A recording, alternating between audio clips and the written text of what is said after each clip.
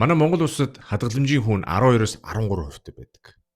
Тэгвэл яагаад бусад оронд 0.5-аас 1% байдаг юм бол? За хадгаламжийн хүүгээр бол манай Монгол улс бэлхийн хамгийн баян улс байх ёстой. Гэхдээ яг эсрэг ертөнцид амьдарч байгаа юм шиг манай хамгийн ядуу улс хэвээрэл байгаа. Hi, хөрөнгө оруулагч, lifelong learner Тэмүүлэн байна. Subscribe хийхээ мартава. Миний видеог үзэж байгаа хүмүүсийн 70% subscribe хийгээгүй байдаг юм байлээ. Тэгээд тэрний оронд та бүхэндээ би таны үн цэнтэй цаг хугацааг өргөхийн тулд гой хэрэгтэй контентуудыг бэлтгэх болно. Let's talk about money. За Швейцар улс гэхээр таны толгойд юу бууж ирж байна?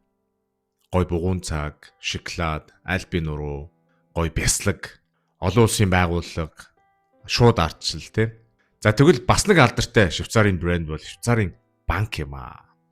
За түрүү талаарх дээрсэн хадгаламжийн тухай видеоныхаа part 2 болгож энэ удаагийн видеогоор та бүхэндээ би Швейцарын банк болон Швейцарын банкны хадгаламжийн тулаар Монголын хадгаламжтай одоо ингэж харьцуулсан видео хий гэж бодлоо. Ингээд бидэнд орцгоё. За түрүүчийн талаарх хийсэн видеонд part 1 дээр та бүхэндээ би Монголд ер нь банкнд яагаад мөнгө хадгалж болохгүйгээ тий банкнд мөнгө хадгалаад мөнгө аажмаар алдах за бүр мөсөн алдах тийм аюултайг тайлбарлаж өгсөн байгаа. За энэ удаагийн дугаараар та бүхэндээ би Швейцарын хадгаламжийн тухай тэгээд ер нь Швейцарын банкны тухай ярьж өгье гэж бодлоо. За 2024 оны байдлаар Швейцар улсад 248 ширхэг Швейцар улсад бүртгэлтэй банк үйл ажиллагаа явуулж байна гэсэн судалгаа байдаг. За тэрнээс 150-аас 160 одоо та биднэр шиг хүмүүс очиод хувийн данс нээлгэх тийм боломжтой банкуд ажиллаж байна гэсэн. 150-аас 160 ширхэг банк Швейцар улсад зөвхөн. За тэр банкудад 1%-оос те 1%-аас дээшийг хадгаламжийн хүүтэй бүтээгдэхүүн байхгүй. Макс 1%. Зүгээр 1%. 0.5-аас 1%. За зарим банкнууд бол бүр хадгаламжийн хүүж байхгүй тийм банкнууд байгаа. За тэрнээс гадна санхүүгийн ертөнцид too big to fail гэж тийм үг байдаг. За тэр нь юу гэсэн үг вэ гэхээр одоо дампуурхад системд гажигдл өгөхөр тийм том компани гэсэн үг. Одоо жишээлбэл томоохон airlines ч юм уу, томоохон банкуд ч юм уу тийм дампуурж болдгоо тийм одоо компаниуд байдаг. Тухайн улсын үед too big to fail гэдэг Credit Suisse 2024 онд дампуурсан байдаг.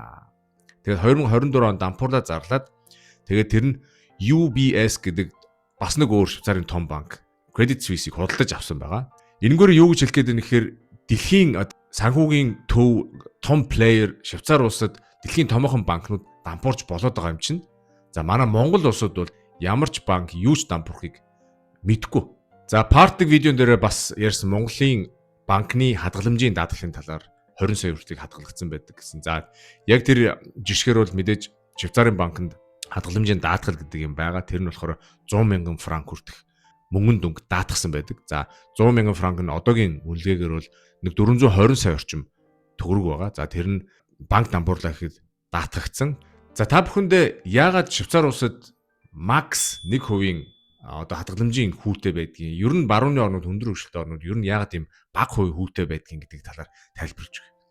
За Швейцарын мөнгөнд тэмдэгч Швейцар франк гэдэг бол дэлхийн одоо эдийн засгийн санхүүгийн ертөнцид ер нь бол ер нь найдвартай валют, найдвартай мөнгөнд тэмдэгдэх гэж явдаг. За тэр нь яагаад гэдэг гэхээр Швейцар улсын мэдээж улс төрийн тогтвортой байдал, хүчтэй эдийн засаг, тогтвортой мөнгөний бодлого, за тэрнээс гадна мэдээж хүчтэй банкны системтэй холбоотой байдаг. Тэгээд тийм учраас ер нь бол ямар нэгэн хямрал, ямар нэгэн дайн, ямар нэгэн юм боллоо гэхэд ер нь бол дэлхийн том инвестмент компаниуд, том инвестор хөрөнгө оруулагчид баян хүмүүс ер нь хөрөнгөө хамгаалахын тулд Швейцар франкийг худалдаж авдаг, Швейцарт хөрөнгө оруулдаг байгаа. За энгийнээр хэлэхэд ямар нэгэн хямрал дайн болоход их мөнгөтэй улсууд те их хэмжээгээр Швейцар франкийг худалдаж авна, хөрөнгө оруулна. За тэр хэмжээгээр нь мэдээж Швейцар франк модонд орно. За тэр хэмжээгээр нь мэдээж Швейцар франкны үнэ нь өснө. За тэр нь эргээгээд юунд муу болох вэ гэхээр Швейцарын эдийн засагт муу экспорт хийж байгаа компаниудад сөрөг нөлөө үзүүлнэ. За тэрнээс гадна мэдээж аялал жуулчлалын салбарт мэдээж сөрөг нөлөө үзүүлнэ. Тийм учраас Швейцарын төв банк ямар арга хэмжээ бодлого баримталдаг гэхээр Швейцарын франкийг те Швейцар франкын мөнгөнд тэмдэгтийг аль болох ер нь бол их сонирхолгүй болгож бага хүүтэй ер нь хадгаламжинд хийгээд ер нь хадгалаад ер нь Швейцар франкнд мөнгө хөрөнгө оруулаад тийм нэг сонирхолгүй болгох журмаар ер нь их бага хүүгийн бодлого баримталж макс 1 0.5 0.1 гэсэн тийм процентын бодлого баримталж ажилладаг. За нэгдүгээр. За хоёрдугаарт нөх юм бол Швейцарын аж ахуй нэгж ер нь иргэдэн энэ Швейцар улсад амьдарч байгаа, ажиллаж байгаа хүмүүс айгүй их хадгаламжтай ер нь хөрөнгө оруулагчд байдаг. За тийм учраас ер нь энгийнээр хэлэхэд худалчид бараг л Швейцарын банкнууд мөнгөөр одоо хадгаламжинд байгаа мөнгөөр багаар хахад цацж идэг гэх юм уу те. Тийм учраас өндөр хүү амлж одоо мөнгө татах ямар ч шаардлагагүй. Ягаад тэгэхээр нөгөө банкнаас гаргаж байгаа зээл нь банкнд хадгалагдаж байгаа мөнгөнд нүгнээс хязгаарч давдггүй учраас шинэ үйлчлүүлэгч татаж мөнгө татах ямар шаардлага байдаггүй. Тийм учраас банкуудын ер нь хүүний одоо хэмжээ нь макс 1% тал ингээ байж идэг. 1.5 2% гэх юм бол хүмүүс гайх нь юу болж явчихгүй те.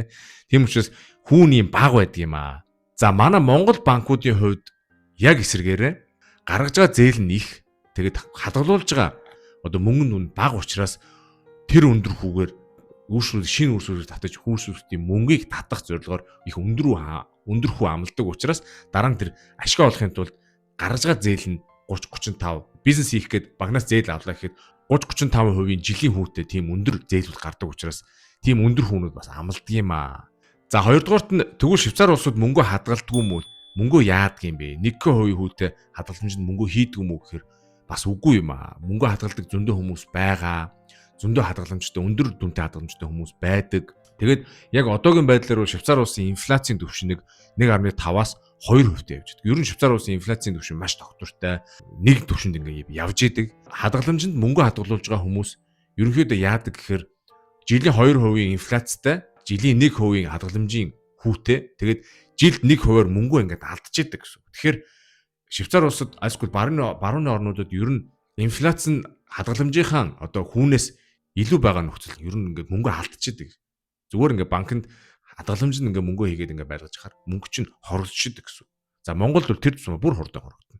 За тэгээд хүмүүс мөнгө хадгалахгүй яадаг юм гэхээр ерөөсөө хөрөнгө оруулалт. Өөрсдөө хөрөнгө оруулалт. Янз бүрийн бүтээгдэхүүн хөрөнгө оруулалт. ETF, stock market тэгэл үл хөдлөх хөрөнгө, тэгэл ер нь биткойн. Тэгээд хэрэг та би ганцаараа ингээд хөрөнгө оруулж мэдтгүй юм байна гэж бодож ивэл үгүй шүү. Тань шиг ингээд хөрөнгө оруулалт гэдгийг мэдтгүй Швейцар хүмүүс байдаг. Барууны орнд өндөр хөгжөлтэй хүмүүс зөндөө байгаа. Мэддэг хүмүүс ховор байгаа. За мэддэг усуд нь бол хөрөнгө оруулдаг. Мэдгүүнүүд нь бол тэгээд банкны хадгаламжинд мөнгөө ингээд зүгээр шатаагаал байж идэг хүмүүс байдгийг шүү. Тийм болохоор одоо энэ видеог үзэж байна гэдэг чинь та бусад хүмүүсээс нэг алхам илүү явж байна гэсэн. За тэгээд гадаад ажилтдаг монголчуудын дунд бас нэг ийм өрөөсгөл ойлголт ингээд яваад байдаг юм билээ.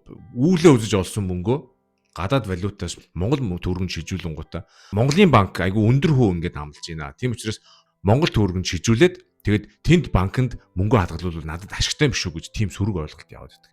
За энэ бол маш буруу шүү. Тэгээ маш эрсдэлтэй алхам шүү гэж хэлмээр байна. Яагаад тэгэхээр би түрүүчийн видеонд маш тодорхой тайлбарласан байгаа. 12-13% хүйж чинь ерөөсөө банкуудын мөнгө хүлэх арга юм аа. Яагаад тэгэхээр банкнаас ямар ч ашиг олно гэж байхгүй. Мөнгө хамгийн хурдан шатаах, хамгийн хурдан байхгүй болох арга номер 1 нь болохоор казино, за хоёрдугаарт нь бол банкнд мөнгө хадгалах гэдэг. За тийм учраас банкнд хадгалахгүй тэгээ яах юм гээд хөрөнгө оруулж мэдэхгүй байгаа бол мэдээж хөрөнгө оруулахыг сурах хэрэгтэй. Хөрөнгө оруулалт тийм юм өөрийгөө хөгжүүлээд хөрөнгө оруулж эхлэх хэрэгтэй. За хэрэг чаддгүй маа гэхэд бүр болоод өөртөө хөрөнгө оруул. Өөрөөргөө тархийг цэнгээл ямар нэгэн гоё ном авч унш, ямар нэг юм ядаж өөртөө ингээд зарцуулаад банкнд ингээд тийм шатаж ирсэнс өөртөө засуулсан дээр байхгүй.